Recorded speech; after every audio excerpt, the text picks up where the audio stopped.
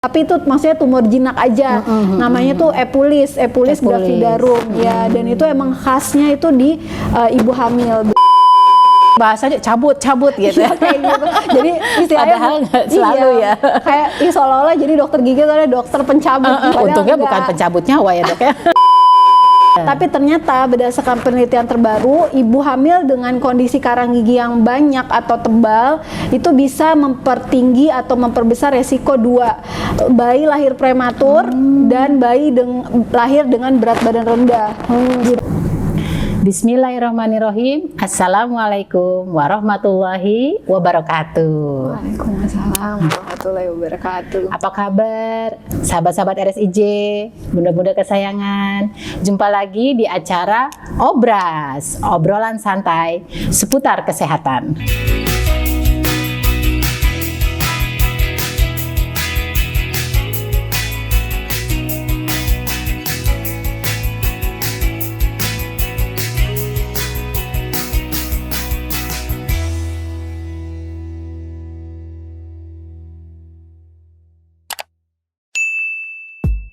Ya, apa kabar hari ini? Mudah-mudahan dalam keadaan sehat ya Bun, sahabat-sahabat.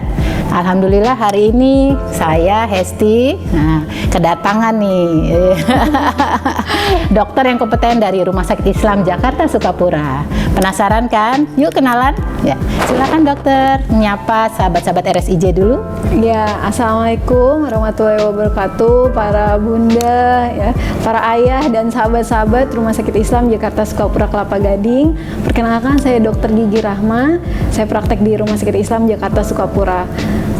Oke, terima kasih dokter. Nah, sekarang udah tahu kan dokter apa tadi? Nah, hari ini kira-kira topiknya apa nih bunda-bunda? Para ayah, ayo kira-kira apa nih? Kayaknya pasti menarik banget dong. Ini hal tentang yang sebenarnya kecil, nggak kelihatan di dalam, tapi kalau sakit banget. Gimana? Hati ya, katanya lebih baik sakit hati ya dok ya, daripada sakit gigi. Ya betul sekali. Tema kita hari ini adalah tentang sakit gigi, tapi mungkin kita lebih difokuskan kepada ibu hamil ya dok ya, gitu. Baik dok, kita sering mendengar ya banyak mitos di masyarakat gitu ya dok ya, terkait tentang ibu hamil tuh nggak boleh sakit gigi gitu. Ibu hamil nggak boleh cabut gigi seperti itu tuh. Tuh gimana ya? Mungkin sebagian ibu-ibu juga pengen tahu dong. Ini mungkin informasinya bermanfaat juga ya dok ya, untuk yang mau hamil atau misalnya yang belum menikah tapi nantinya mau nikah terus mau hamil ya kan. Boleh dokter tanggapannya menanggapi mitos-mitos yang ada dan beredar di masyarakat. Silakan. Ya, makasih Bu Hesti. Oke, jadi kita sering banget ya Bu Hesti ngedenger katanya ibu hamil itu ya tadi ya tidak boleh sakit gigi. Iya.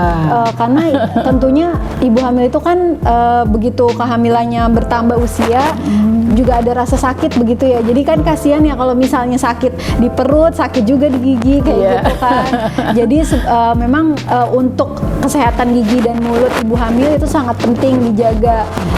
Kenapa? Karena pada waktu hamil itu terjadi perubahan hormonal Bu Hesti. Jadi kalau misalnya pada wanita umumnya misalnya nih misalnya sisa-sisa makanan yang kecil itu biasa aja di dalam rongga mulut, tapi begitu pada waktu hamil itu ada komposisi atau terjadinya ketidakseimbangan hormon antara estrogen dan progesteron, sehingga sisa-sisa makanan yang sedikit di rongga mulut yang tadinya biasa aja begitu hamil itu bisa menimbulkan kondisi radang gitu. Jadi makanya sensitif begitu.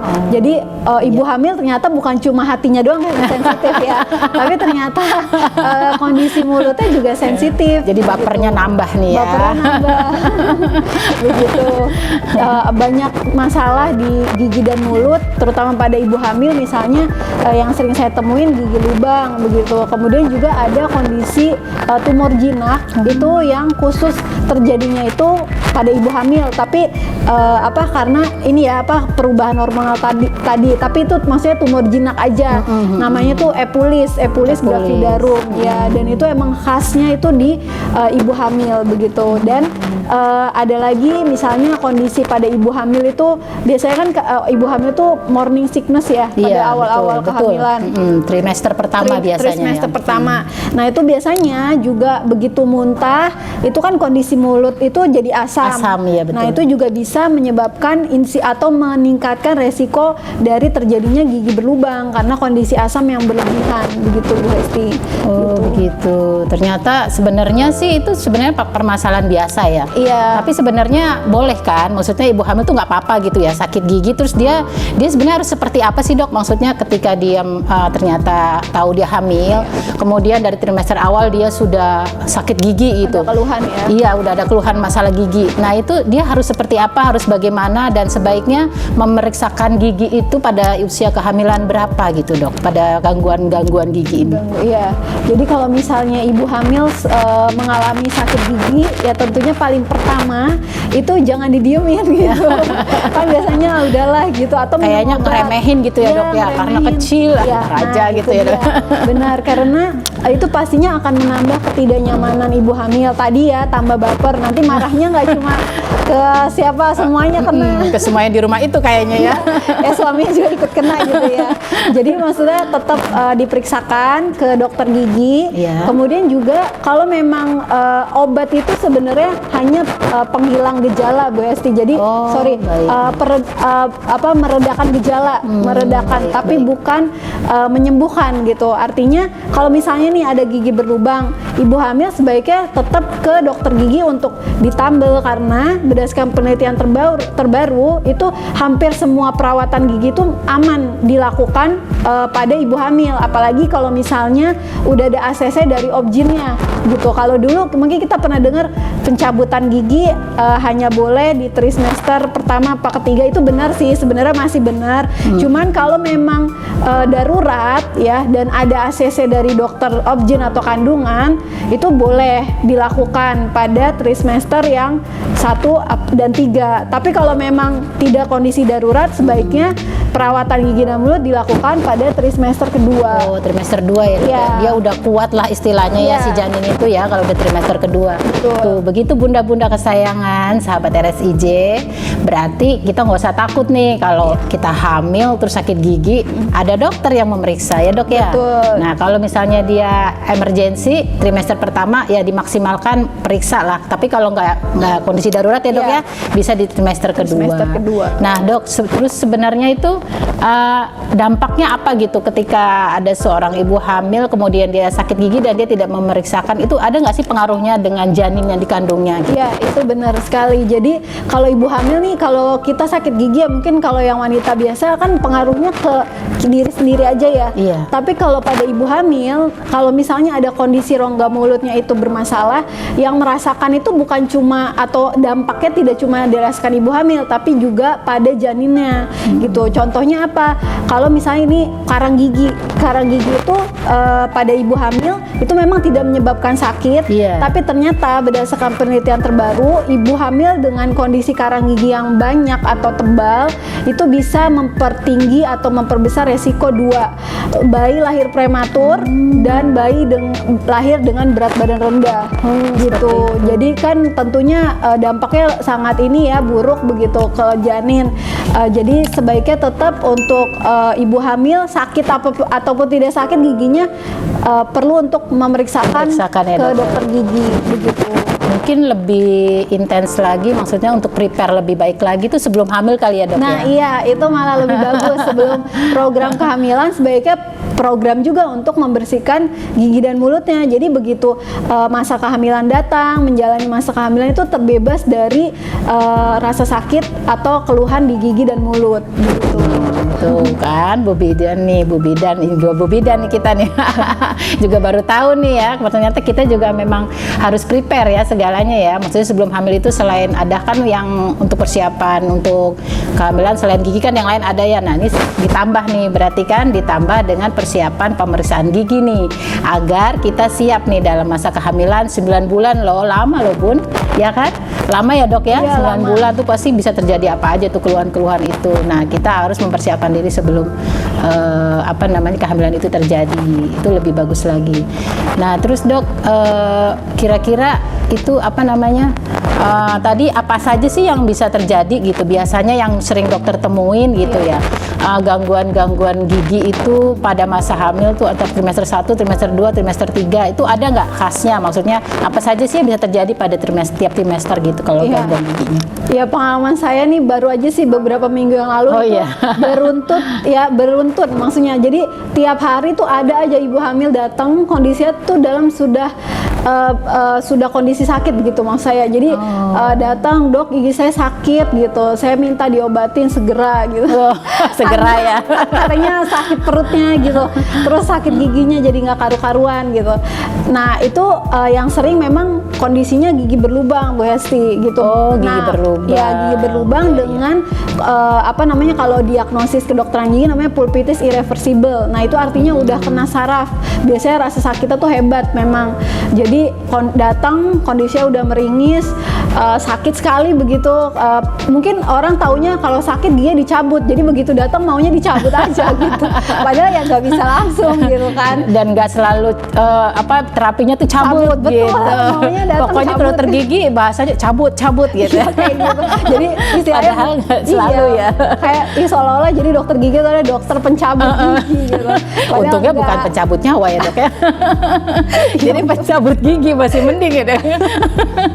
Iya. Jadi yang sering itu datang kondisinya udah gigi berlubang dengan diagnosis yang cukup parah sih. Maksudnya pulpitis irreversible artinya dia tidak bisa balik lagi, irreversible gitu. Dan juga sudah kena saraf. Begitu itu yang sering sekali saya temuin. Jadi waktu itu mungkin awal-awal September ya, awal atau akhir Agustus begitu. Itu tiap hari ada aja seperti Ya itu Allah. gitu. Jadi kondisinya sakit gitu, minta langsung dicabut, tapi biasanya kami edukasi gitu. Jadi maksudnya tidak bisa langsung dicabut, ini masih bisa dirawat seperti itu. Jadi kondisi gigi ibu hamil yang sering adalah gigi berlubang dengan diagnosis paling besar, paling banyak pulpitis irreversible. Nah itu kan biasanya karena Irreversible. gigi lubang sakit didiemin, begitu sakit sekali baru datang gitu. Kita cabut lagi ya. Itu sebaiknya dihilangkan ya kebiasaan seperti itu. Tapi gitu. sebenarnya dok, kalau yang namanya gigi sakit langsung cabut tuh emang nggak boleh ya dok ya? Iya, itu tidak disarankan gitu. Karena kondisi sakit itu kan artinya ada radang, Bu Iya, Hesti gitu. iya.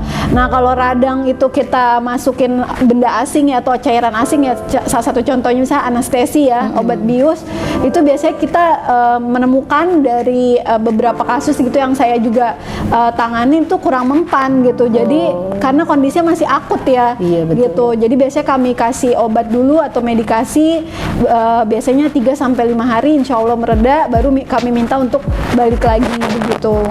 Cuman kadang nggak sabar ya sakitnya, Masya Itu Allah ya. sering banget. Karena saya Sering. pernah mengalami sakit gigi yang luar biasa, yang isinya tuh nanah kayak gitu dong. Iya. Masya Allah, kita kena angin aja tuh, air mata Rasanya. keluar semua. Kayaknya nggak ada yang lebih sakit deh. Ya, lebih baik tadi ya, berarti sakit hati daripada sakit Iya, gigi. nggak juga sih dok. Oh, nggak juga ya. Nah, saya tertarik nih, sepertinya bunda-bunda juga mungkin tertarik dengan bahasan tadi yang masalah karang gigi nih dok. Oh, iya. Karena kan kalau secara umum kita semua kan memiliki karang gigi ya dok Betul, ya. betul. Nah itu memang sebenarnya itu dikatakan dia itu infeksi atau hal yang biasa gitu. Nah terus tadi pengaruhnya karang gigi itu sendiri terhadap kehamilan itu seperti apa sih dok? Ya jadi memang kita semua tuh kan mulut dipakai makan ya Bu Hesti. Iya. Jadi makanan itu dengan beberapa proses kimiawi itu terjadilah karang gigi, singkatnya seperti itu. Jadi memang karang gigi itu semuanya ada gitu, baik dokter gigi maupun bukan dokter gigi pasti kita akan mengalami atau akan terbentuk karang gigi di rongga mulut kita. Makanya minimal 6 bulan sekali gitu, karena biasanya 6 bulan sekali ya? ya terdepositnya itu dia 6 bulan gitu. Ketika udah 6 bulan kita cek, oh sudah ada bentuknya plak gitu, plak seperti karang begitu. Kemudian kita bawa, dibersihkan secara mekanik oleh dokter gigi. Nah setelah itu biasanya udah 6 bulan berlalu dia timbul lagi tuh wajar begitu. Nah apalagi kalau untuk ibu hamil ya tadi kan yang seperti saya sebutkan karang gigi ini dia kan bentuknya itu seperti plak begitu ya Bu Esti. Nah plaknya ini itu nempel banyak bakteri kuman. Oh seperti itu. Nah bakteri kuman itu nempel di permukaan karang gigi yang kasar begitu ya. Nah kalau tidak dibersihkan karang giginya itu akan numpuk begitu. Berarti semakin banyak juga bakteri nempel, nempel. Nah sayangnya itu kan biasanya karang gigi itu dia ibaratnya seperti ini ya. Misalnya ini gigi begitu ya. Karang giginya biasanya ada di leher. Ya di leher ya sekitar dekat gusi ya dok ya. Dekat gusi. Nah ketika bakterinya itu nempel di karang dan karang itu dekat dengan gusi, sedangkan gusi itu isinya pembuluh darah, artinya bakterinya bisa masuk ya, ke pembuluh darah gitu. Nah begitu masuk ke pembuluh darah, tadi pembuluh darah membawa nutrisi juga ke janin, makanya bakteri juga ikut tuh. Tadinya yang disalurkan ke janin tuh nutrisi, tapi karena bakterinya ada, ikut-ikutan nih si bakteri nih. Nebeng pembuluh darah. Nebeng gitu.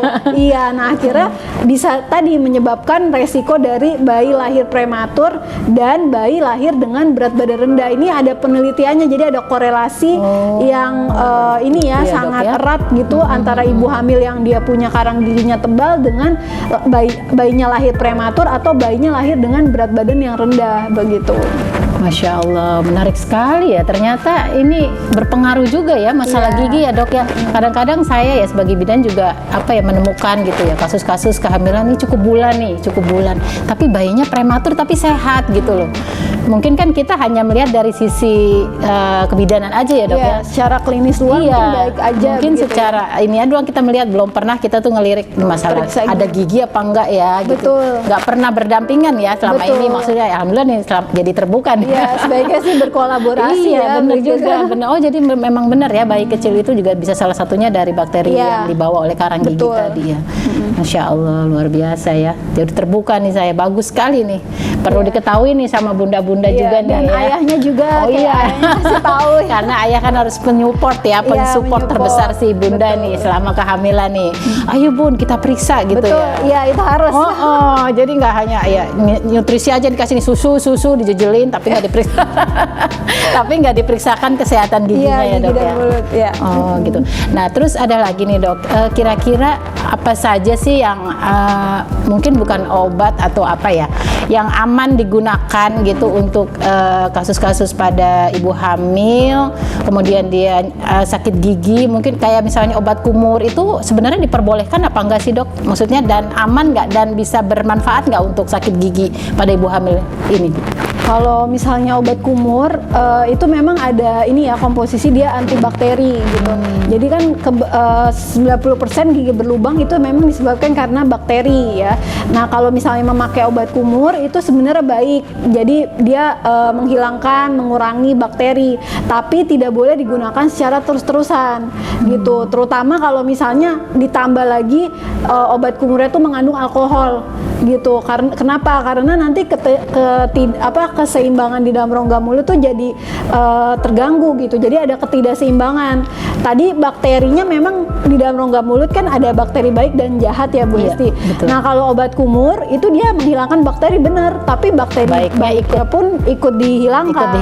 Iya kayak gitu. Akibatnya apa? Pertumbuhan bakterinya dihilangkan, timbullah jamur gitu. Jadi kalau dari saya sih saya selalu menyarankan gak cuma ke ibu hamil tapi ke semua masyarakat begitu ya. Untuk obat kumur itu sebaiknya dijeda pemakaiannya. Jadi misalnya 2 minggu pakai, 2 minggu berhenti, 2 minggu pakai, 2 minggu berhenti kayak gitu. Ya, dok, ya. Jadi kalau misalnya tadi pertanyaannya bermanfaat untuk ibu hamil, iya, karena kan itu juga ada komposisi atau kandungan untuk antibakteri. Tapi sebaiknya pada ibu hamil juga tadi tetap dijeda kayak gitu. Apalagi nanti kalau ada yang ada kandungan alkohol biasanya jadi mulut kering. Gitu. Jadi kalau bisa sih cari yang obat kumur nggak ada kandungan alkohol ya, kayak gitu. Yang herbal berarti ya? Ya herbal, ya.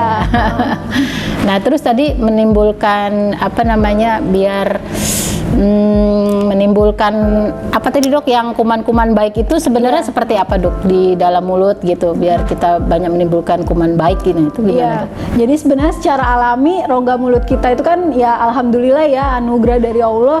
Di dalam rongga mulut kita ini sebenarnya bakteri itu ada yang baik dan ada yang jahat. Yang jahat itu sebenarnya awalnya itu sebenarnya sedikit aja gitu. Tapi kalau misalnya kita tidak menjaga oral hygiene kita atau kebersihan rongga mulut kita, yang berkembang itu yang bakteri jahatnya gitu. Jadi sebenarnya awal mulanya sebenarnya yang baik itu banyak gitu. Tapi begitu kita tidak menjaga yang bakteri yang buruk yaitu jadi yang dia naik ya. Pertumbuhannya jadi malah banyak ya. Salah satu contoh itu Streptococcus mutan. Jadi itu salah satu bakteri yang memang pelopor atau utamanya penyebab gigi berlubang begitu. Nah ini kok dia itu untuk bakteri yang buruk, dia kan hidupnya atau berkembang biak gitu dalam kondisi yang asam. Nah ini ada pengaruhnya pada ibu hamil nih kalau misalnya yang morning sickness kan muntah ya, sering muntah. Trimester pertama ya dok ya. Trimester pertama kondisi mulut asam, terus jarang dibersihin, jadi abis muntah udah didiemin aja tidur kayak gitu. Sebaiknya jangan gitu. Jadi kalau abis muntah dibersihkan, nanti tunggu 30 menit gosok gigi kayak gitu. Karena kalau kondisinya asam, nah tadi kan si Streptococcus ini kan dia berkembang biak paling mudah gitu di kondisi asam. Ya. Berarti kalau kondisi asam tambah lagi kondisinya makin asam, dia akan makin tumbuh, makin berkembang gitu. Jadi resiko dari gigi berlubang makin tinggi begitu. Banyak banget informasinya hari ini ya bunda-bunda ya, manfaat banget kan buat kita semua. Nah ini dokter juga sepertinya sedang sibuk membuat buku nih ya, buku-buku boleh mungkin di sharing buat sahabat-sahabat RSIJ, bunda-bunda kesayangan tentang bukunya tentang apa nih dok? Iya ini jadi alhamdulillah baru aja rampung buku saya. Ini judulnya Mengupas Mitos dan Fakta Kesehatan Gigi dan Mulut, biar kamu nggak takut lagi ke dokter gigi. Ini buat anak-anak bisa juga kayaknya ya. Bisa, jadi semuanya sih sebenarnya. Jadi di sini saya sempat nulis ada dua atau 3 bab begitu tentang mitos dan fakta tentang ibu hamil. Kalau dulu mungkin kita pernah dengar, ini sebenarnya dari mama saya sih, saya dengar katanya kalau dulu ibu hamil itu kalsium giginya katanya diambil janinnya. Iya, betul. Itu benar atau tidak? Nah ini sebenarnya saya bahas, benar gak sih itu? Gitu. Jadi ada literatur ya dok ya yang bisa kita baca ya. Bisa didapatkan di mana nih dokter bukunya? Oke, jadi ini alhamdulillah sih udah cetakan ketiga. Kalau ada yang mau mesen bisa langsung WA saya atau DM di IG saya @rahmaandriani atau di WA di 088 212 49 6033. Nah bunda-bunda, kalau misalkan bunda belum sempat mencatat nomor telepon dari dokter Rahma, bisa juga di IG-nya Rumah Sakit Islam Jakarta Sukapura ya. Bisa DM di situ, nanti akan diinformasikan cara mendapatkan buku tersebut. Oke, baik dokter, terima kasih banyak. Aduh, diskusinya seru sekali. Saya juga mendapat banyak ilmu. Jadi bunda juga mendapatkan informasi ya, maksudnya tentang mitos-mitos yang terjadi di masyarakat. Alhamdulillah banget, bermanfaat. Alhamdulillah hari ini kita sudah selesai. Mudah-mudahan kita bisa berjumpa lagi ya di diskusi berikutnya. Boleh kasih masukan ya ke kami, kira-kira tema apa nih yang mau diangkat nih ya, mitos apa nih yang mau dibahas ya, silakan ya, bisa DM IG Rumah Sakit Islam Jakarta Sukapura ya. Terima kasih banyak dokter atas waktunya, atas materinya, atas semuanya, waktu dan kesempatannya untuk membagikan ilmu ke kita semua. Semoga kita selalu dalam keadaan sehat sampai kita berjumpa lagi di acara berikutnya. Amin. Terima kasih sahabat RSIJ, bunda-bunda RSIJ, sahabat kesayangan. Assalamualaikum warahmatullahi wabarakatuh.